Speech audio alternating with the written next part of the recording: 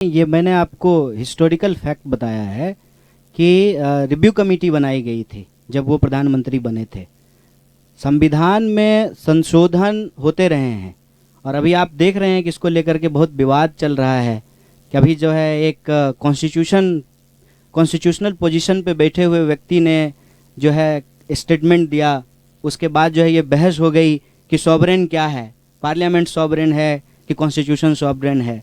तो अल्टीमेटली तो पार्लियामेंट कैसे फंक्शन करेगी ये बात भी तो कॉन्स्टिट्यूशन में लिखा हुआ है। तो कॉन्स्टिट्यूशन तो सबसे ऊपर है।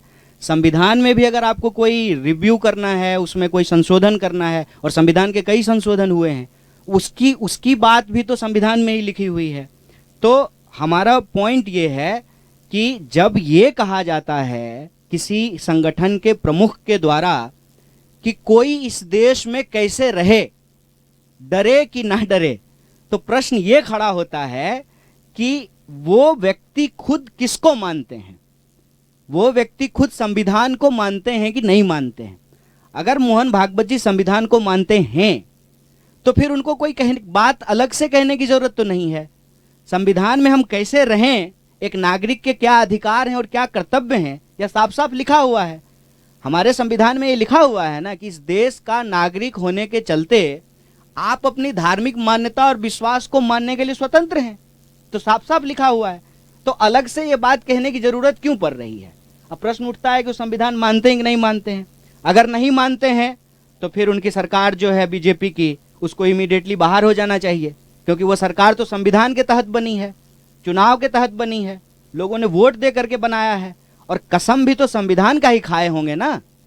सारे एमपी, सारे मिनिस्टर, सारे चीफ मिनिस्टर, प्राइम मिनिस्टर, कसम तो संविधान का ही खाया है ना।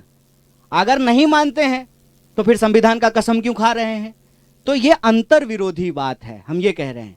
और ये अंतर विरोधी बात क्यों बोली जाती है, उसके दो कारण हैं। पहला, धर्म और सांप्रदायिकता से देश को कंफ्यूज किया जाता है। हर धार्मिक व्यक्ति सांप्रदायिक नहीं होता है, ये समझना जरूरी है।